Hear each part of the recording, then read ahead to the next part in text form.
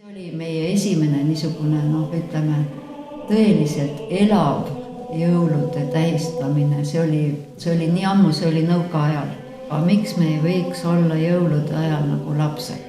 Ma väga tahaks, et me oleksime ka imestaksime ja oleksime nii avatud ja nii uudishimulikud. Ja ma siia kirikusse sisse astusin, siis ma sain aru, et see on minu kodu.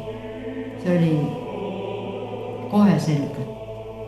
Ja see on kestnud kaua. Siis meil oli ainult üks preester, kes siis igal pool, kus vaja oli meie isa Mikael Rumpans.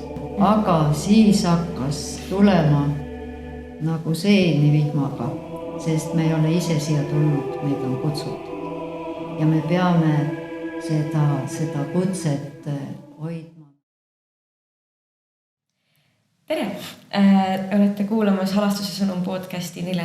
osa ja täna me räägime Enega jõuluajast ja advendiajast. Ja äkki kõigepealt, Ene, kuidas te ennast tutvustaksite, kui teile niimoodi lühidalt? No ma ütlen ka tere siis. Et ma olen meie koguduse liige pikka aega, ligi 50 aastat ja olen palju kogenud. Beebi, ütleme, kui mind ristiti, siis ma ei teadnud midagi, aga nüüd ma iga päev õpin juurde. Ma arvan, et ma midagi juba tean. Väga armas. Ja teid ristiti juba beebina siis lapsena või? Ei, ristiti 28 aastaselt, aga ma olin siis nagu beebi, ma ei teadnud mitte midagi. Nagu beebi-katoliiklane. Beebi-katoliiklane. Aga tänaseks olete siis olnud juba väga pikalt katoliiklane ja näinud erinevaid aegu, nagu te just ütlesite ise ka. Et me tahtsime teilt kõik küsida siis sellise aja kohta kirikuaastas nagu advendiaeg ja jõuluaeg. Ja advendiaeg on siis kirikuaasta algus, eks ole, ja et kuidas katoliiklased või kristlased võiks elada advendiajal või kas on mingid kombed või mida see tähendab katoliiklaste jaoks? No advent tähendab ju tulemist ja eks me ikka Kristust ju ootame. Ja mitte ainult see, et me ei oota seda, et ta sünnib seal sõimes ühel beebina, vaid me ootame tema teist tulemist. Ja vahel ma kuulen meil kirikus ka inimesed ütlevad, et esimene advent ja teine advent ja kolmas ja nii edasi. Tegelikult ei ole, üks tulemine on ju olnud, kui ta tuli beebina ja me ootame teist. Aga siis on esimene advendi pühapäev. Et me ei räägi mitte teine advent, et ta juba on teist korda tulnud või kolmas. Aga mis on advent? Advent on ootus. Me ootame Jeesus Kristust ja selleks, et oodata, tuleb natukene peatuda. See on aeg, kus on võib-olla kõige parem unustada ära igasugused sehkendamised, igasugused jõuludeks nii nimetatud ootused, ostame kingitusi ja kaunistame hästi kõik ära ja vaatame menüüsid ja mõtleme, kes külla tuleb ja kuidas jõuluvana kätte saada ja kuidas lastele kõik ära peita need asjad, mida nad ootavad. Et see on väga tore, aga ma arvan niimoodi, et aga see sisemine vaikus võiks siis ikka alata niimoodi, et me teame, et see on õnnelik aeg terves aastas. Väljaspool on müra, kõik jooksevad, poeaknad on täis kaupa, aga meil on võimalus seda vältida selliselt, jah, silmad näevad, aga seespool meie sisemus võiks jääda selliseks beebi ootuseks. Ema ka, kui ta viimast aega ootab oma beebit, siis juba mõtted välisega nagu katkevad ja rohkem pühendutakse sellele, keda oodatakse. Nii et, aga kuidas siis näiteks elada seda aega, et kas on mingid, kuidas seda vaikust hoida või leida või või nagu säilitada? Noh, mina ise käin muidugi palju kirikus ja see on suur asi, sest see advendi ajal on ju vaja kuulata ka, mis piiblis räägitakse ja kui saab käia iga päev kirikus, on suurepärane. Et ja kui mitte, siis nagu meil on ju olemas kirikus kirikuraamatukene, kus on võimalik vaadata, missugused piiblikohad võiks lugeda. Äkki võikski see aja maha võtta ja lugeda ja siis isegi natuke mõtiskleda ja võib-olla sõpradega sellest isegi rääkida. Aga ma ei tea. Minu jaoks on see aeg selline, tegelikult on see tulemine terve elu, nagu Fanny de Sievers ütles, et terve elu on advent. Mulle väga meeldis see tema mõte. Ja ongi, me ootame ju, kuni ükskord me kohtume Jeesusega, eks ole. Ja me nagu mingis mõttes siis ühineme nii-öelda Maarja ootusega, et kui tema või kuidas väga õige, muidugi. Maarja muidugi ja see on väga tore temaga ühineda, sest Maarja on ju meie suur abiline, eks ju, et kui me ise ei oska, siis küsime tema käest. See on võimalik, et Maarja aitaks, kuidas me siis ootame ja ootame tõesti koos. See on väga ilus niimoodi mõtelda, et Maarjaga koos. Mulle ka meeldib. Ma pole nii selle peale enne mõelnud. Ja. Väga tore, ilus. Aga kas ma tean, et kui me käime, missadel on siis ikkagi erinevad advendipühapäevad ja tavaliselt advendi ajal preestrid kannavad lillat. Ja. Aga miks see 3.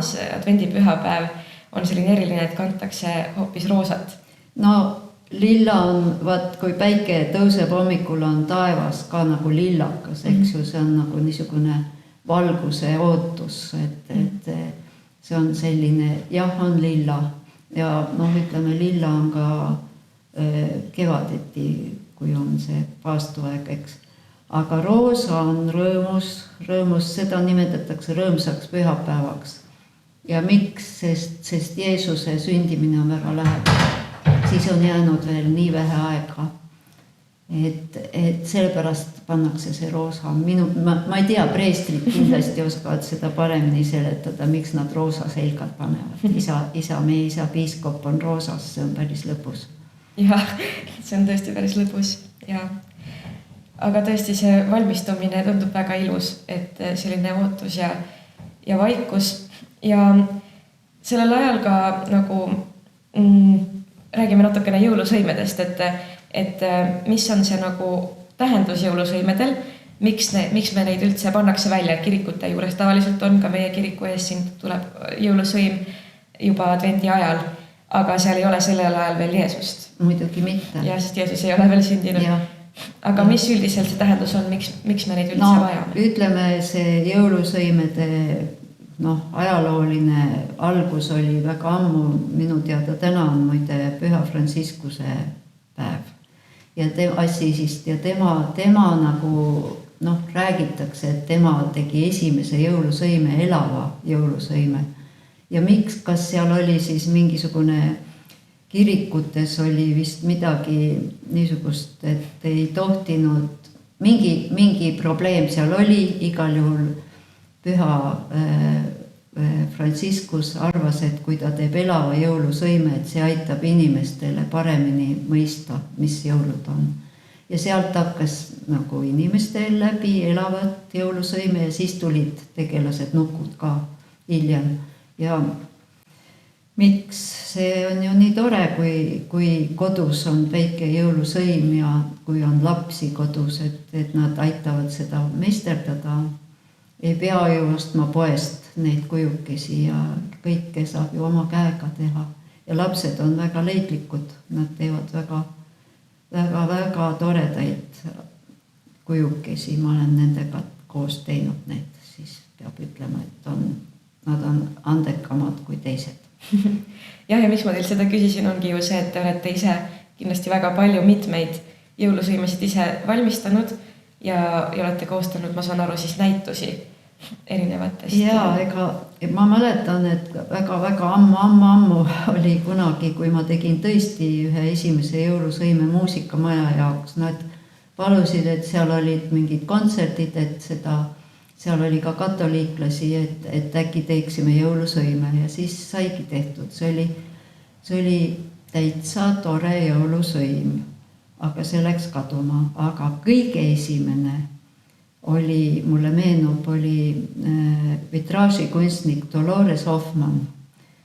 Tema ei ole katoliiklane, aga tema on igal juhul kristlane ja tema kodus jõulude ajal toimusid lastele peod. Ja ükskord siis ta tuli mõte, et teeme nukuteatrit ja võt siis ma tegin küll, meil olid nii toredad niisugused varrasnukud isegi, mida ma pole hiljem kunagi teinud ja lapsed siis mängisid seda Jeesuse sündimise lugu ja see oli hiigla vahva ja pärast siis oli pidu ja sõime väga häid pisiksi Dolorese tehtud maiustusi. Aga see oli meie esimene niisugune, ütleme, tõeliselt elav jõulude tähistamine. See oli nii ammu, see oli nõukaajal. Nii et ma pean ütlema, et kogunesid need pered, kes olid siis meie kiriku liikmed lastega ja siis me ühiselt tegime jõuluetendust ja tähistasime. Väga ilus. Ja te ise olete siis nukumeister, eks ju, ma saan aru? Jah, nüüd olen pensionil, aga tõesti ma olen terve elu nukke valmistanud. Väga tore. Ja sõimede kohta veel sellised küsimused, et aga seal on kindlad inimesed, eks ole, meil on Joosep ja Maarja, võib-olla tutvustaksite täpselt, kes seal on ja ma tean, et seal on vähemalt katoliku traditsiooni järgi väga kindlad loomad. Et miks just need loomad? Jaa, ma jäin mõtlema kunagi, mul ei tulnud see meelde, see loomade osa, et seal peab olema härg ja eesel. Yeah. No ma mõtlen, et äkki see eesel on sellepärast, et hiljem Joosep võtab Maarja ja nad lähevad, põgenevad, eks ju. Aga härg, ma ei tea, kas härg on siis näitab sellist jõudu või midagi. Ma ei vasta sellele. Preestritelt tuleb pinnida välja, neid äkki teavad paremini. Aga on jah, on Maarja, Joosep on, siis on sõim, väike Jeesuslaps ja siis on need loomad ja siis tavaliselt veel tulevad ka karjused, mõned karjused, kes toovad oma väikseid ande. Ja hiljem muidugi kuningad. Aga hiljem? Mitte alguses. Hiljem ei, aga ma olin eelmine aasta või talvel viimasel käisin Inglismaal ja seal oli, mulle väga meeldis, et 3 kuningapäev polnud veel käes, ma olin sel ajal seal, aga juba kuningad kuskil eemalt pandi ja nii tore oli see, nad nagu iga päevaga jõudsid lähemale sellele sõimele ja siis lõpuks olid nad seal. Oma kulla ja viiruki ja 3 kuningapäeval. Ja. Me ei ole nii teinud, me oleme peitnud kuningad sinna kuuskede taha ära, aga võiks proovida. Võiks tõesti proovida, see kõlab väga armsalt. Tegelikult see, et me teeme jõulusõimet, see on ikkagi nagu lastele nagu rohkem mõeldud, aga miks me ei võiks olla jõulude ajal nagu lapsed? Ma väga tahaks, et me oleksime ka imestaksime ja oleksime nii avatud ja nii uudishimulikud ja ootuses ka ikka, me tahame ju ka kingitusi saada, aga mis on see kingitus? Jeesus sünnib. Ma saan sellest aru, lapsed tahavad muidugi natuke veel midagi. Ja see oleks väga ilus tõesti, kui me oskaksime olla nagu lapsed nii jõuluajal või advendi ajal kui muul ajal ka. Muul ajal ka, ma leian ka. Kes Jeesus ütleb, et kui te ei ole nagu lapsed, siis on meil raskusi sinna ülesse taevariiki saada, on ju nii? Ja, ütleb tõesti. Ja Jeesus... Me jõudsimegi nüüd loomulikult veel sinna ka, et milline see jõuluaeg üldse välja näeb, et on advendiaeg ja siis Jeesus laps jõuabki sõime ju jõuluõhtul alles, eks ju? Öösel. Just. Ja kuidas üldse siis ja jõuluaeg läheb siis veel edasi, et see tegelikult ei lõppe ju ka nende pühadega veel ja lõpeb alles 3 kuningapäeval, mis on alles 6. jaanuar. Jaa, huvitav, et kunagi ammu, kui mina alustasin kirikus, siis üldse ei lõppenud 3 kuningapäeval, vaid 2. veebruaril. Tõsi, õige, mul on Jeesus mainitud. Toodi templisse 40 päeva. Ja see oli kindlasti nii kaua, kui see aeg oli kirikus, siis olid 2 prouad, kes tegid jõulusõime, panid välja. Ja see oli nii tore, kuidas nad kuuseokkad ka pooleks lõikasid, et oleks nagu sametine alus. See oli väga, nad olid 2 võrratud prouad. Helene ja Elisabeth. Väga ilus. Aga nüüd ei teagi kohe, mida kõigepealt küsida, et nii palju ilusaid nagu teemasid tulevad pähe. Et aga mis on nagu need pühad veel, et kuidas me neid jõulupühi siis, kui need kätte jõuavad, nagu tähistame katoliiklastena? Noh, kuidas me tähistame, eks me võtame ikka õppust maailmast, eks, et sööme palju ja. Aga siis ikkagi põhiline oleks tulla ikkagi kirikusse. Ma mäletan, kui mul lapsed väiksed olid, siis me käisime, eks ma neid piinasin siis kirikus öösel. Aga ja siis, kui koju mindi, siis oli pidu, söögilaud oli kaetud ja meil olid poolapäraselt on niisugused väiksed leivakesed või sellised, kus on siis pressitud välja Jeesuse sündimise pildid. Ja see oli niisugune, enne kui me sööma hakkasime, oligi see leivakene laua peal, ilusti kaunistatud ja siis me igaüks murdsime sealt tükikese ja siis hakkasime omavahel jagama ja soovima soove. Seda ma teen siiamaani. Aga see on poolakatelt tulnud ja ma ei tea, kui palju seda eestlased teevad. Mina ei ole seda veel kuulnud, aga ma olen ka veel beebikatoliiklane natukene. Beebikatoliiklastele võib üht-teist õpetada. Väga tore selleks. Ja isa Toomas on selleks suurepärane, sest tema on Poolast. Jah, tõsi. Siis saab temalt küsida. Aga siis meil ongi, kui mina tulin teisest kirikust ja tegelikult need öömissad või ööteenistused on ka mujal vahel levinud, aga mulle just meeldib, et meil on tõesti see öine missa on nagu kõige olulisem ja pidulikum, eks ju, et tavaliselt ma olen aru saanud, et käiakse tavaliselt seal ja ma ise käin tavaliselt ka, et kell 10 õhtul on meie kirikus, et see on midagi väga tavalist, eks ju, et katoliiklastel. Jaa, Birgitad peavad veel hiljem, et neil on ikka päris öine. Aga jah, eks siin arvestatakse kuidas inimesed koju jõuavad. Ja see on sellel eesmärgil, et kuna Jeesus sündis öösel, siis me tähistame tema sündi siis. Ja järgmine päev on juba Jeesuse esimene nagu päev. Sünnipäev. Esimene sünnipäev. Ja meil on tavaliselt vähemalt 2 jõulupüha, aga kas on ka 3? Ma ei tea, kuidas mujal maailmas võib-olla on, aga tegelikult on oktav, see jõuluoktav, see on 8 päeva, eks, ja siis oleks küll tore, kui saaks kirikus käia ja kuulata neid kohti. Seal on ka vahepeal on ka süütalaste päev ja kõik need sündmused, see on ju kõik nagu selle sündimise järgselt. Aga räägimegi nendest sündmustest, mis siis on, et algab 24. siis jõuluõhtuga? See on jõulu eelõhtu ja nagu kuidas sünni eelõhtu. Või see jah. Ja siis on esimene püha ja siis niimoodi 8 päeva on see oktav, jõuluoktav, aga selleks on selline väga armas kirikuraamat, siin on kõik kirjas. Siit võib kõik, kes isegi täpselt ei tea, võib vaadata, mis toimub. Ja see lõpeb siis 1. jaanuariga?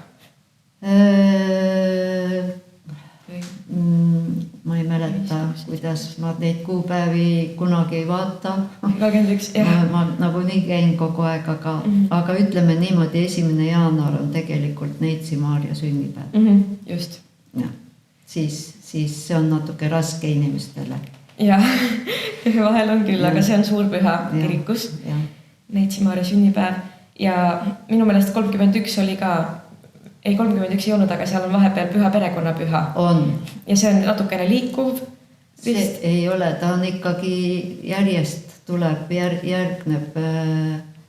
Siin raamatus on kindlasti kirjutatud, millal see on, aga kas ta on? Jah, minu meelest sellel aastal tuleb ta 28. detsember, aga ta on siis alati 28. detsember, see ei liigu kuskile.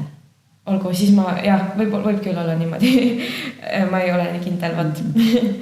Aga igatahes seal on siis, ja seal on veel süütalastepäev siis. Jaa, muidugi. See on see, kui kõik väiksed poisid hukati. Just, õige. Ja sel päeval tuleks mõelda ka nende süüta laste peale, kes ei saa maailmavalgust näha, ütleme, et see mina isiklikult alati mõtlen nende laste peale ka. Kas sellel on ka kindel kuupäev? Vist oli 27. detsember. Nii et seal on tegelikult nii palju pühasid, mida... Kas ta püha, jah. Aga kõik see on seotud kõik Jeesuse sündimisega ja sellele järgnevaga aegselt.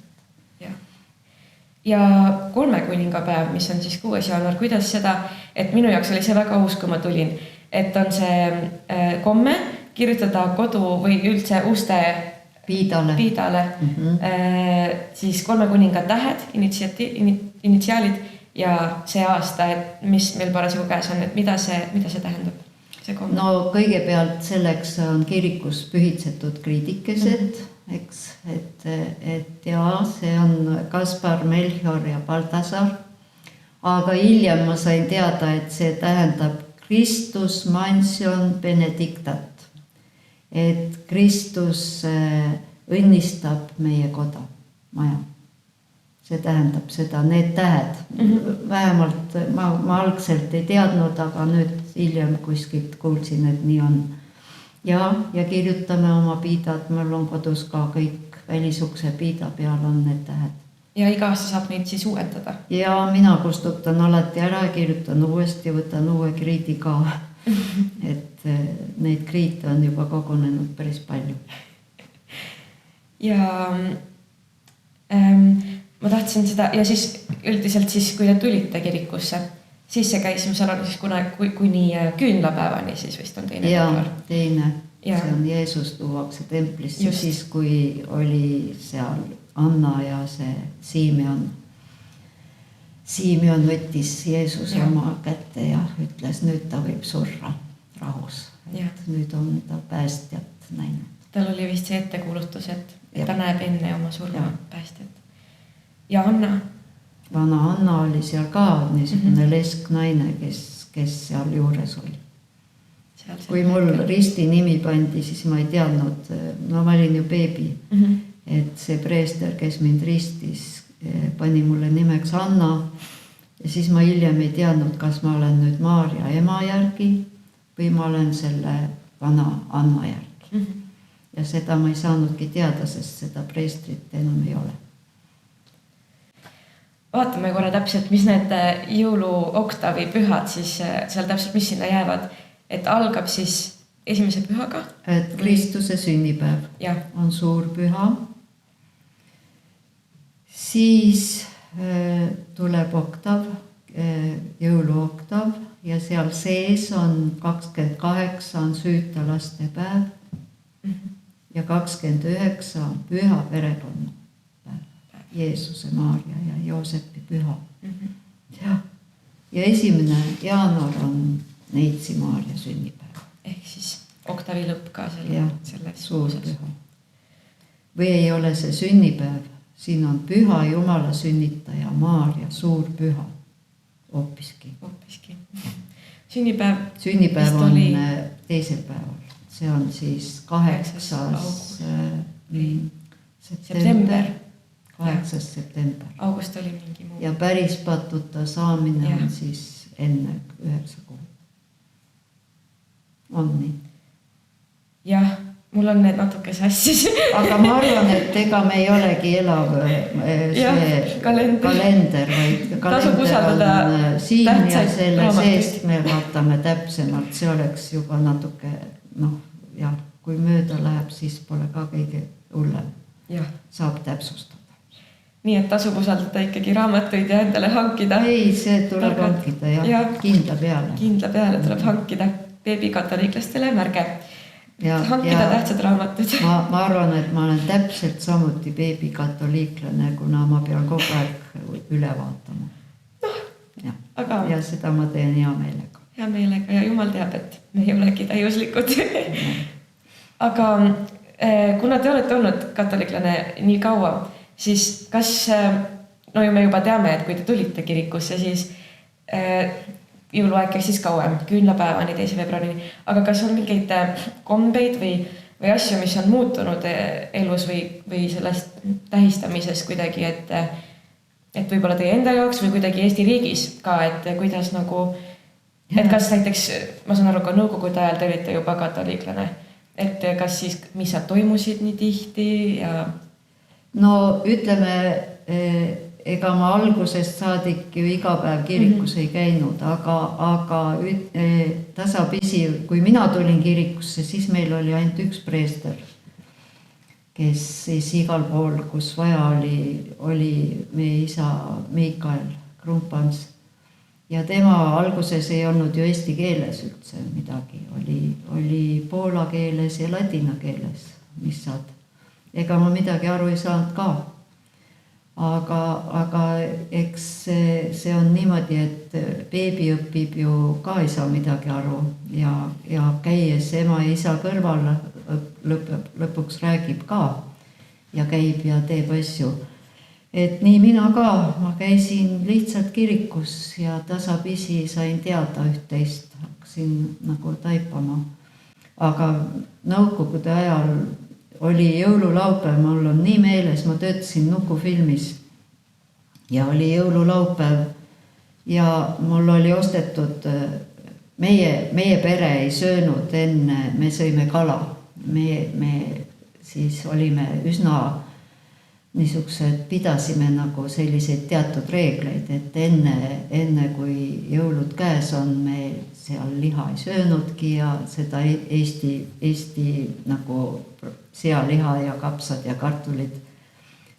Ja kõik oli ostetud, aga meil oli film vaja lõpetada ja ma ei jõudnudki missale. Ma ei saanud, kuna me tegime hilisõhtuni, hilisööni, pidime oma töö valmis saama. Siis ei olnud meil vaba päeva, midagi ei olnud, tuli ise vaadata. Ja. Aga ja kõigele lisaks ega seda ei kuulutanud ju ka, et ma lähen kirikusse, see oli ikkagi niisugune oma teada asi. Nii et kui mina kirikusse tulin, siis targem oli sellest mitte rääkida. Aga see sama kirik oli? Sama kirik, jah. Aga mind ristiti Leedus, nii et kui ma siia kirikusse sisse astusin, siis ma sain aru, et see on minu kodu. See oli kohe selge ja see on kestnud kaua. Kui ilus. Aga kas see kirik nägi ka samasugune välja? Oi, üldse mitte. Siin on ju suured muudatused. Siis oli see balustraat ees, kus põlvitati ja võeti armulauda vastu. Altar, preester pidas missat ju seljaga inimeste poole ja kõik need muudatused tulid hiljem ja eks see on tekitanud ka paljudes niisugust, ütleme, pahameelt ei taha öelda, aga sellist mitte rõõmuga kaasa elamist. Aga kirik on ikka ja Kristus on kõige tähtsam. Kui on tabernaakel ja Kristus, siis on ju hästi. Enne, kui mina tulin, siis oli ka paremal pool oli veel nagu ka sai põlvitada. Ma mäletan, kas seal hoiti. Ei, seal oli nüüd ei tulegi meelde. Igal juhul see olukord ja mis oli veel huvitav, oli see kantsel, kuhu preester siis ronis mööda treppi ja see trepp on nüüd seda ei ole.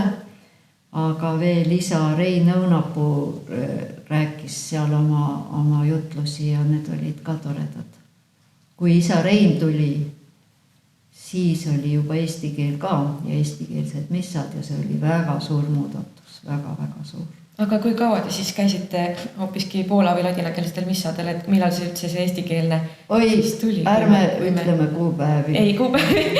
Ärme ütleme, aga koos isa Reinuga ma mõtlen kohe. Isa Rein sai 30, kui ta pidas oma esimese missa, sündinud 57, 87. Mul on see väga hästi meeles, sest paar päeva enne maeti meie vana, me kutsusime teda paadreks, sest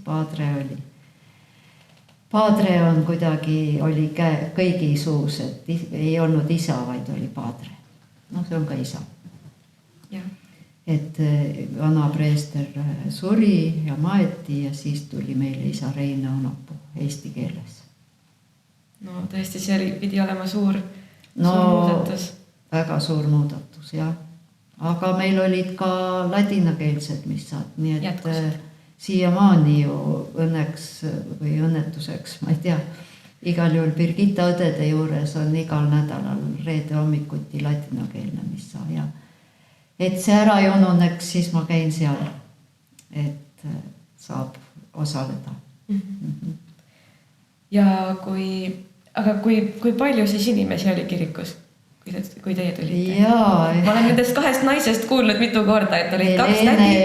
Ja Elisabeth, üks oli mustas riietuses ja teine oli valges. Teine oli proua ja Helene oli musta baretiga, istus vasakul pool viimases pingis nurga peal ja Elisabeth istus paremal pool nurgas pingi peal. Ja nemad olid need kiriku abilised, preestri abilised ega teised.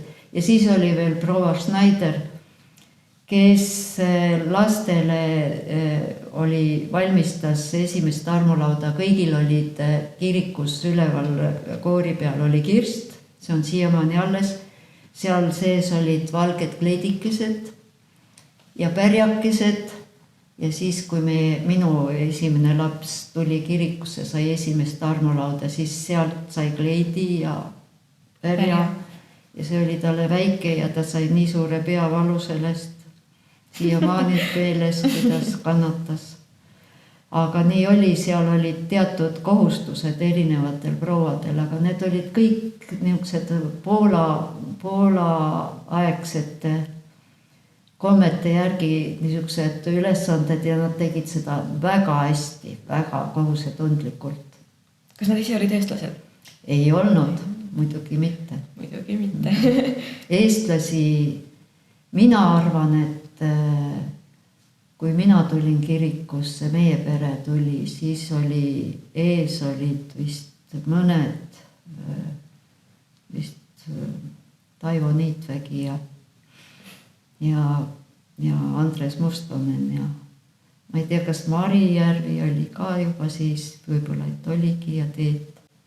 No igal juhul meid oli vähe, aga siis hakkas tulema nagu seeni vihmaga. Ja põhiliselt muusikud, näitlejad, muusikud ja intelligents, ütleme niimoodi.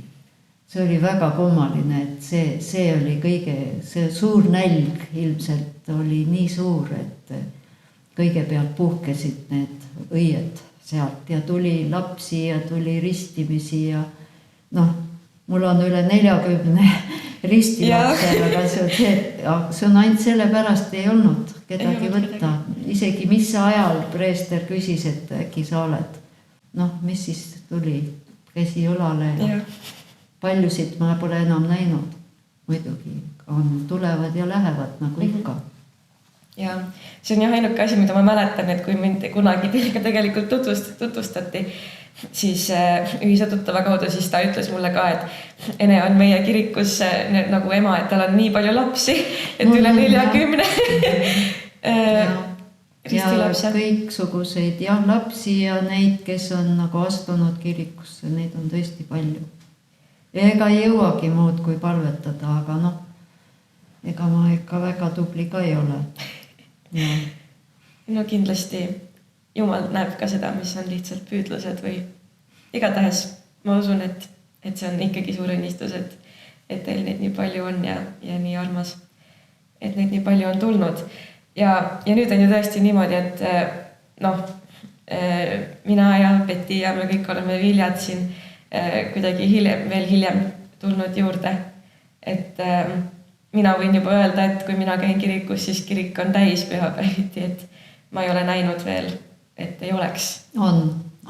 Aga ütleme, ma käin ka sellel eestikeelsel missal aeg-ajalt, et miks, sest on ju ka lastemissad, eks. Et siis, kuna ma olen seal pühapäevakoolis, mul on ka beebid, lasteaed, väikeste tittede rühm, et siis ma käin lastemissal, et olla kursis, mis siis seal toimub ja mis seal räägitakse.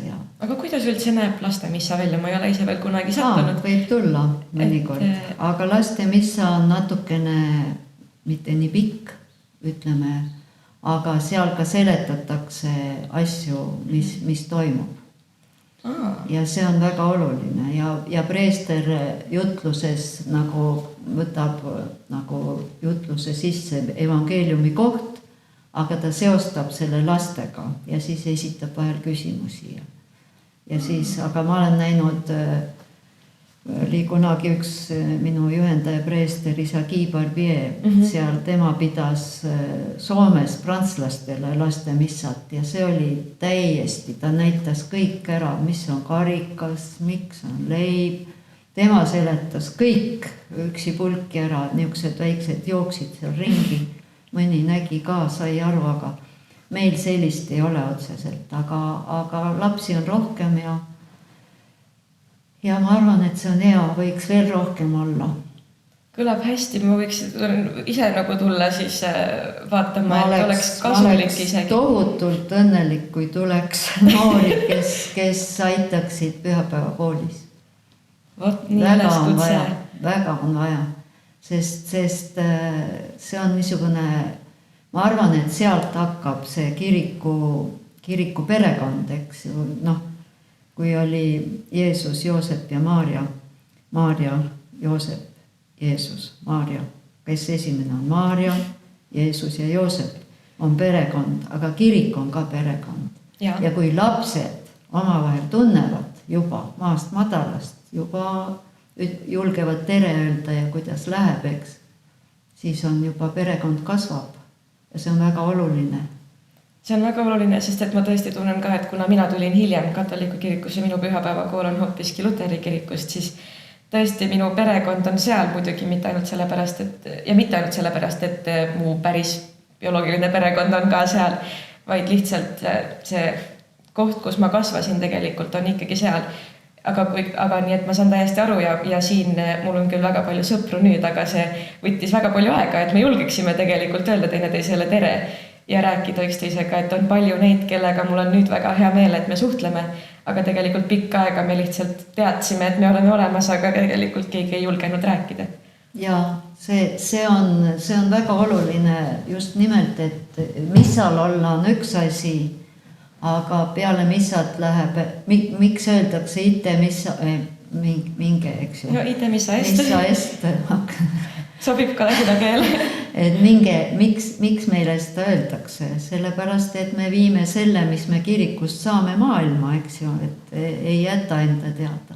Ja seal mitte ainult nendele, kes meie kirikus käivad, vaid need on ju teisi ka palju, kes ei tule. Ja kuidas me neile näitame, et me oleme siit kirikust. Sest me armastame neid ja suhtleme, on ju. Jah. Ja nüüd me oleme näinud juba kaugemale sellest jõuluteemast, aga väga põnev on nagu kuulda, et rääkida pühapäevakoolist hoopis ka, et ma küsin siis ainult ühe küsimuse veel selle kohta, et kuidas see üldse nagu üles on ehitatud, et kui vanalt minnakse pühapäevakooli ja mis vanuseni see kestab või?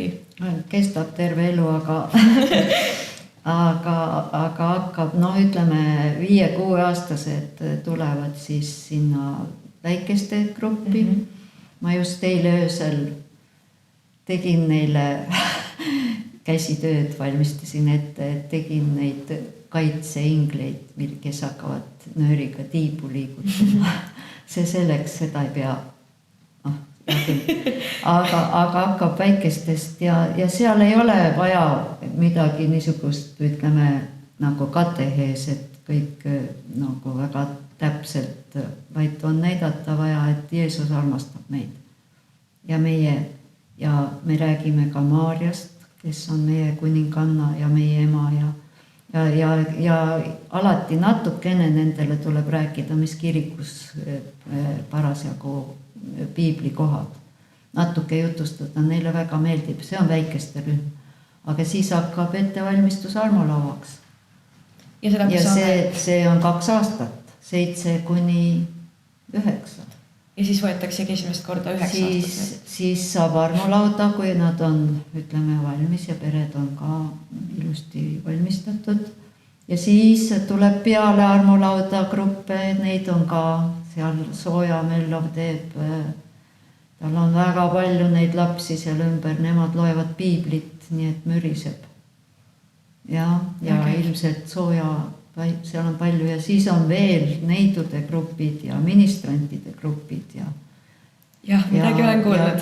Kõiksugused grupid ja aga see on ka niimoodi, et see on pühapäeviti ja paljud vanemad lihtsalt kas nad ei jõua või lastel on mingid ringid või koolid, mingid muud koolitused, et siis on natuke raske valikuid teha.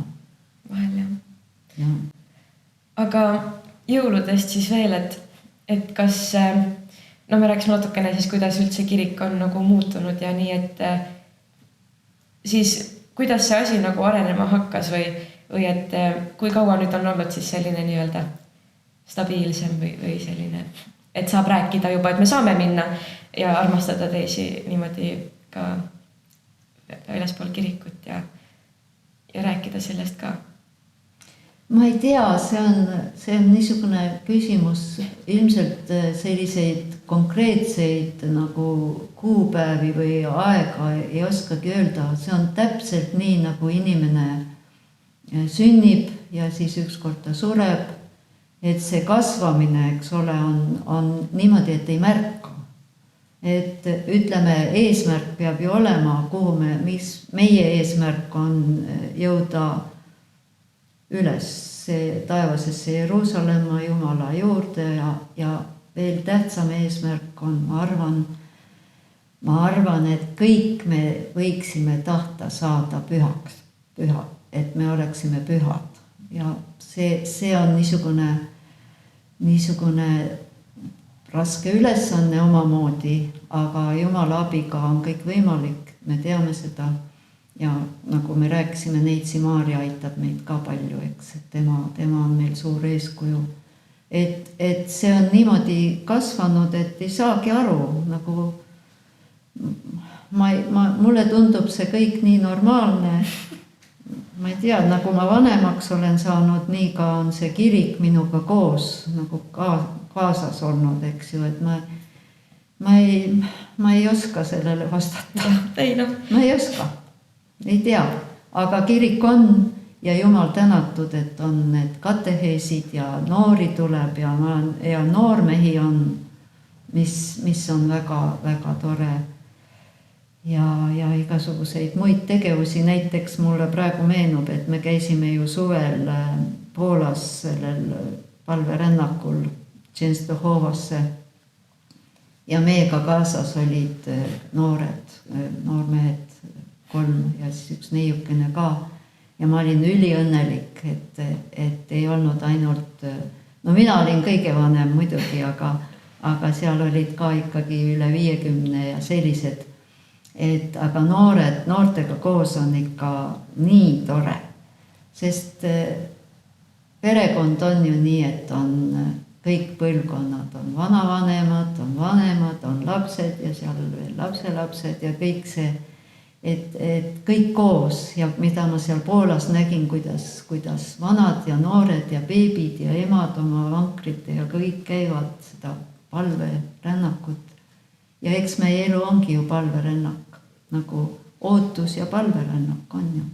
Ootame Jeesust ja käime seda teed, ega see rist on vahel päris raske.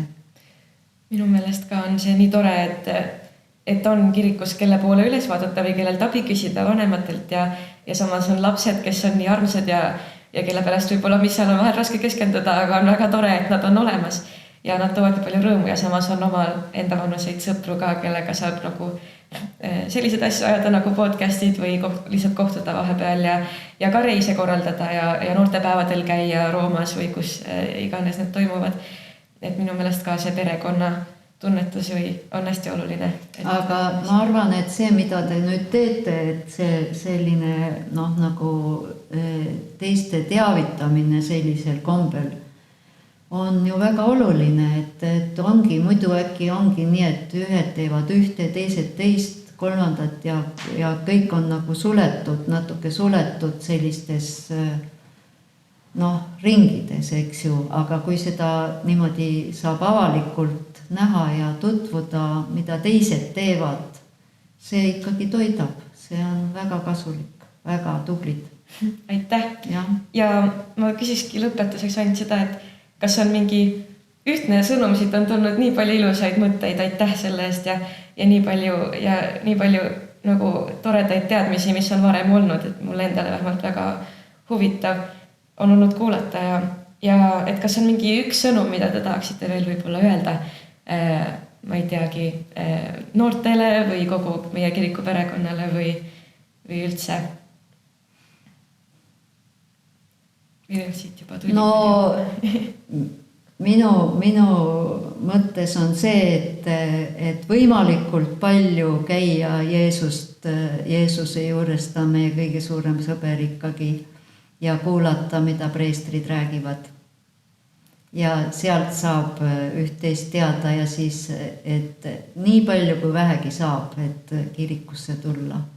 Ma ei arva, et mul on vajadus selle igapäevase kiriku järgi, see ei pea olema kõigil, aga võimalikult ja kui on adoratsioon või midagi, et siis ka vaikselt Jeesuse ees ja järele mõelda, kuidas ja mis ja kui õnnelikud me tegelikult oleme. Sest me ei ole ise siia tulnud, meid on kutsutud. Ja me peame seda kutset hoidma nagu kulda. või nagu suurt vääriskivi, eks ju, et see ei ole tühine, sest miks me siin oleme, see on sellest, et millegipärast on meie süda olnud avatud ja ärme seda südant lukustame.